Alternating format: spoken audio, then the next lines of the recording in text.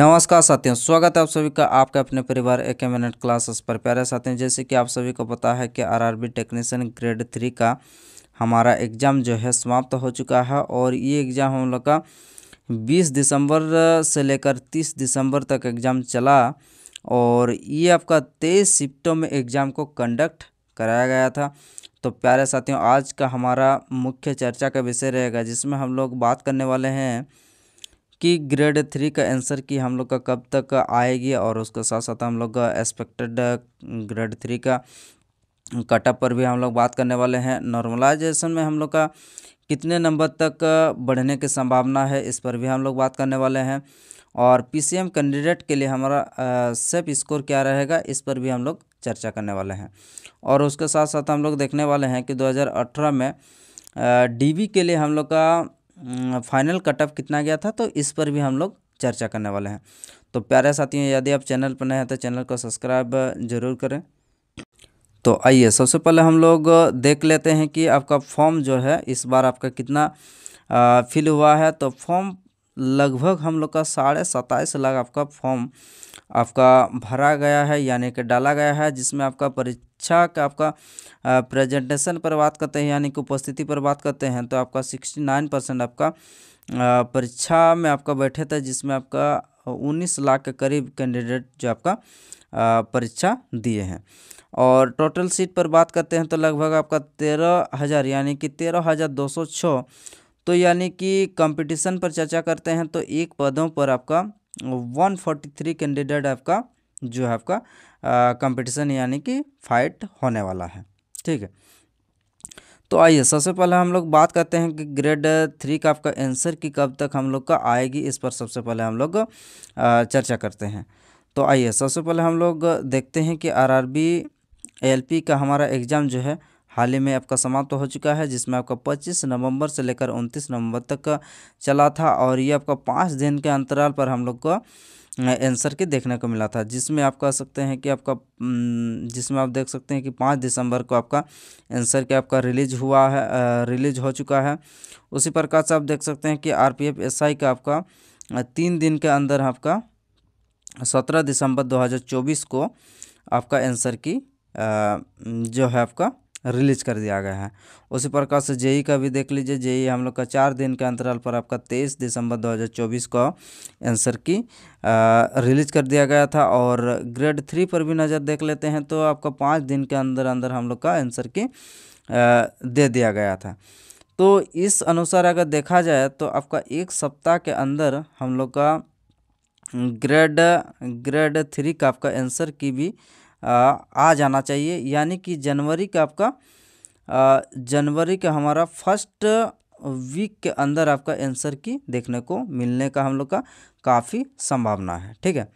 तो चलिए देख लेते हैं हम लोग का पीसीएम कैंडिडेट के लिए आपका फाइनल जो है आपका सेफ स्कोर कितना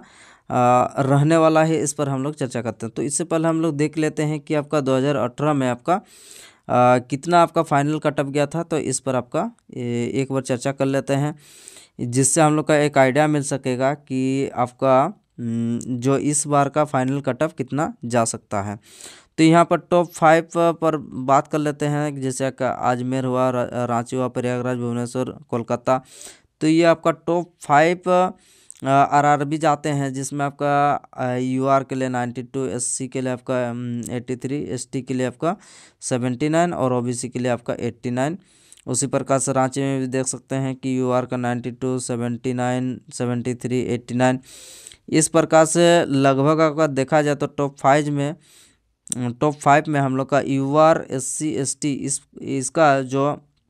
फाइनल कटअप है यूआर का 90+ देख सकते हैं कि टॉप 5 में, और एससी का आपका लगभग वही एससी और एसटी का आपका 80 से 85 का आपका कटअप गया है, और ओबीसी का लगभग नहीं भी तो कह सकते हैं कि 90 लास्ट ईयर 2018 में गया था। तो और इसके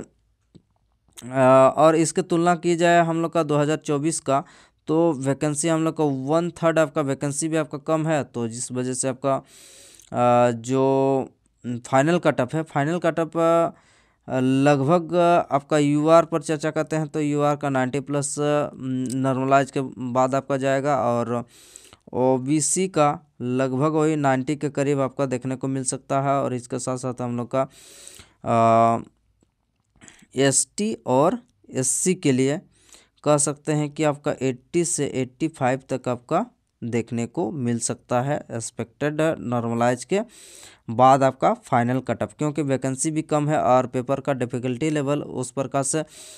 मेंटेन नहीं किया गया था जिससे कि आपका होना चाहिए। तो जिस वजह से आपका जो कटअप है ये आपको देखने को मिल सकता है। बाकी हम लोग का जब आंसर की आ जाएगा, आंसर की आने के बाद हम लोग का पता चल जाएगा कि कितना तक आपका जा सकता है। ठीक है, आइए अब हम लोग नॉर्मलाइजेशन पर एक चर्चा कर लेते हैं कि नॉर्मलाइजेशन में आपका कितने नंबर तक बढ़ने की संभावना है। तो प्यारे साथियों, जैसे कि आपका पेपर का डिफ़िकल्टी लेवल अगर देखा जाए तो मैथ और रीजनिंग का जो पेपर था ये आपका काफ़ी आसान क्वेश्चन पूछे जा रहा था, जिस वजह से आपका जो कैंडिडेट के द्वारा जो अटैम्प्ट है ये अटैम्प्ट आपका काफ़ी आपका लिए जा रहा था, जैसे कि आपका 80 से 90 के करीब बीच में आपका कैंडिडेट के द्वारा अटैम्प्ट लिए जा रहा था। और देखा जाए तो हम लोग का जब आंसर क्या आएगा, आंसर के आने के बाद आपका पता चल जाएगा कि कितने नंबर तक आपका बढ़ने की संभावना है। तो यानी कि देखा जाए तो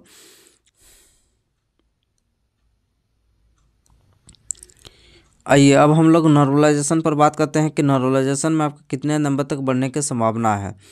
तो प्यारे साथियों, जैसे कि आपका पेपर का डिफ़िकल्टी लेवल अगर देखा जाए तो पेपर का डिफ़िकल्टी लेवल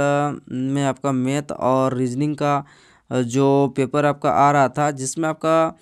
लगभग मैक्सिमम क्वेश्चन आपका करने लायक आपका पूछा जा रहा था। और साइंस और करंट अफेयर पर बात करते हैं तो साइंस का पेपर जो है पेपर भी आपका ईजी पूछा जा रहा था। और जो करंट अफेयर है, करंट अफेयर को छोड़ के आपका साइंस भी करने लायक आपका क्वेश्चन पूछा जा रहा था। तो जिस वजह से आपका कैंडिडेट का रिव्यू के द्वारा आपका पता चल रहा था कि 80 से 90 के बीच में आपका प्रत्येक कैंडिडेट के द्वारा अटैम्प्ट लिए जा रहा था। तो जिस वजह से आप कह सकते हैं कि आपका नॉर्मलाइजेशन में जो अंक है यानी कि नंबर है, नंबर आपका ना के बराबर हम लोग को बढ़ने को मिल सकता है, यानी कि देखने को मिल सकता है। तो जितने भी हम लोग का रॉ मार्क आता है, रॉ मार्क के करीब भी हम लोग का 2-4 अंक अगर इधर उधर अगर हो जाएगा तो ठीक है, नहीं तो देखा जाए तो जिस प्रकार से आपका जो अटैम्प्ट है तो अटैम्प्ट के हिसाब से अगर देखा जाए तो लगभग आपका ना के बराबर आपका नॉर्मलाइजेशन में नंबर बढ़ने की संभावना आपको देखने को मिल रहा है। तो आइए अब बात करते हैं हम लोग का एक्सपेक्टेड कटअप आपका ग्रेड 3 का कितना तक आपका जा सकता है। तो प्यारे साथियों, एक्सपेक्टेड कटअप जो है जैसे कि आपका वैकेंसी को ध्यान में रखकर आपका देखा जाए तो वैकेंसी, क्योंकि इसमें आपका एक ही एग्ज़ाम है और वैकेंसी भी कम है। वैकेंसी हम लोग का लास्ट ईयर आपका 2018 की तुलना में आपका 1/3 आपका वैकेंसी भी है, जिस वजह से आपका जो कटअप है फाइनल कटअप हम लोग का मैक्सिमम का देखने को मिल सकता है। तो आइए अब देख लेते हैं कि आपका ओबीसी, यूआर, एससी, एसटी और तो इस पर आपका कितना जो है मैक्सिमम हम लोग का कटअप जा सकता है, तो इस पर एक नज़र देख लेते हैं। तो जैसे कि आपका अटेम्प्ट को ध्यान में रखकर अगर देखा जाए कि यूआर का लगभग आपका देखा जाए तो यूआर का नहीं भी तो आपका करीबन कह सकते हैं कि 80 से 85 तक आपका जा सकता है आपका यूआर का, ये आपका यूआर का। और उसी प्रकार से अगर देखा जाए तो आपका ओबीसी का कह सकते हैं कि आपका लगभग आपका 75 से आपका 80 के करीब आपका नॉर्मलाइजेशन के बाद आपका ये जो है आपका फाइनल कटअप आपका जा सकता है आपका 75 से लेकर 80 के करीब। ये आपका किसमें, ये आपका ओबीसी का 75 से 80 के बीच। और उसी प्रकार से अगर देखा जाती एससी और एसटी का, तो प्यारे साथियों एससी और एसटी का देखा जाए तो आपका नहीं भी तो आपका 65 से लेकर आपका 70 तक आपका एससी एसटी का जा सकता है पेपर का लेवल को देखकर। ये भी नहीं कह सकते हैं कि आपका 50 से 55, ये भी आपका कहना गलत हो जाएगा, क्योंकि पेपर का लेवल जो आपका मैथ और रीजनिंग काफ़ी इजी पूछा जा रहा था, और साइंस भी आपका क्वेश्चन जो है आपका करने लायक आपका पूछा जा रहा था। तो कुछ आपका टाइम टेकन क्वेश्चन को छोड़ के, तो जैसे कि आपका पेपर का लेवल आपका इस बार का आ रहा था, और उसके हिसाब से हमारा जो फाइनल कटअप है, फाइनल कटअप हम लोग का नॉर्मलाइजेशन के बाद हम लोग का इतना निकल के आता है। बाकी हम लोग का जब आंसर किया आ जाएगा, तो आंसर के आने के बाद आपका देखा जाएगा कितना हम लोग का गलत हुआ, तो उस वजह से आपका जो नॉर्मलाइजेशन है उस पर भी आपका क्या प्रभाव पड़ता है, इस पर भी हम लोग आगे नेक्स्ट जब आंसर क्या आएगा उसके बाद आपका